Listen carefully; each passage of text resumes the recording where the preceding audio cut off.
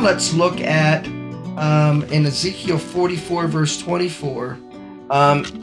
It says that in controversy they will stand. They being the Zadok priests, they will stand in judgment, and they will judge it according to my judgments. Now, when it says in controversy, it's making a hint. It's making a reference back to Deuteronomy chapter 17. And beginning in verses 8 and 9, but the full context is verses 8 through 11. And so the Almighty has already stated his position regarding Torah controversies, and he's given that authority to the Zadok priests.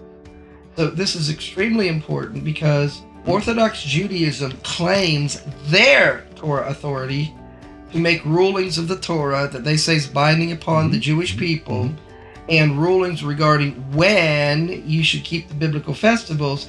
They claim that authority based upon Deuteronomy chapter 17, verses 8 and 9, and as well as verses 10 and 11. And I can attest to this, that in my years in the Orthodox Jewish tradition, that this is true. It comes right out of Devarim, or Deuteronomy 17, 8 through 9.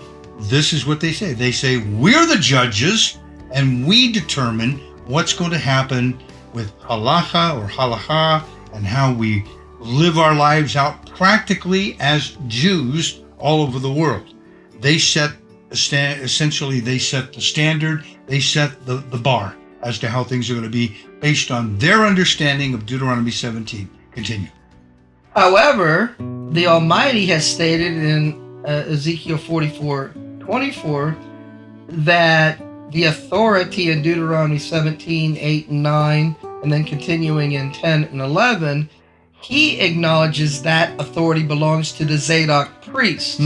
And the true, faithful Zadok priests from the literal Zadok the priest in the days of David and Solomon, that faithful Zadok priestly line, the faithful Zadok priests, they were the leadership in the Qumran. So what this is in effect saying is the Zadok priestly leadership in the Qumran, they have the authority based upon Ezekiel 44:24 to tell us how we're supposed to follow the festivals.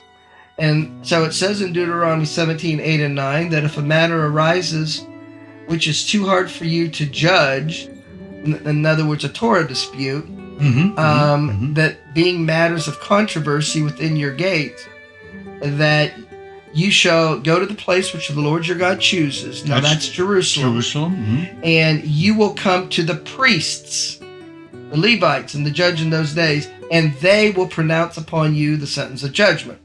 All right. So if this is what Deuteronomy chapter 17, 8 and 9 says about how we're supposed to deal with Torah disputes, and if today Orthodox Judaism claims that that is their authority, how is Deuteronomy 17, 8, and 9, how is that interpreted in the Tanakh? And how is it interpreted in the New Testament? Does the Tanakh, do they render that as the authority of the rabbis of Orthodox Judaism and the Sanhedrin?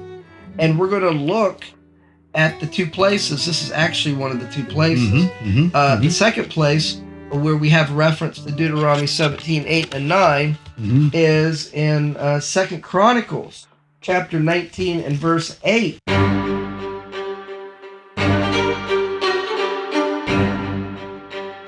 It says regarding King Jehoshaphat in verse 8, in Jerusalem did Jehoshaphat set of the Levites and of the priests and the chief of the fathers of Israel for the judgments of the Lord and for controversies when they returned to Jerusalem. So they came out of the exile. How does King Jehoshaphat, how does he interpret Deuteronomy chapter 17, verses 8 and 9? Exactly as it says. He literally set up priests and Levites to make rulings in matters of Torah controversy. In other words, he did not set up the Sanhedrin. He did not set up the rabbis. He did not set up the Sanhedrin. So the Pharisaic sect did not exist in the days of King Jehoshaphat.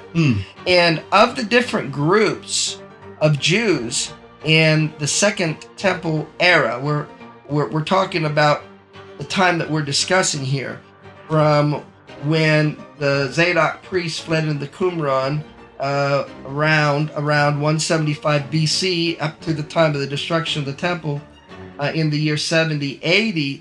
During that period of time is what we're trying to discuss and address and understand. So prior to that, in the days of King Jehoshaphat, did we have a Pharisaic sect? No. So there were different Jewish groups of the day. One of the Jewish groups in that time frame, 175 BC, 70 AD, one of the Jewish groups were the Pharisees, and the Pharisees had a doctrine of oral Torah. The other Jewish groups did not have a doctrine of oral Torah. Correct. So this doctrine of oral Torah isn't of the Jewish people. That this doctrine was exclusive to all the Jewish people, going back to the days of Mount Sinai, as the Orthodox Jews claim, because we have other Jewish groups that didn't have this doctrine, including the Tzadok priests, including the Qumran community, that did not have this doctrine.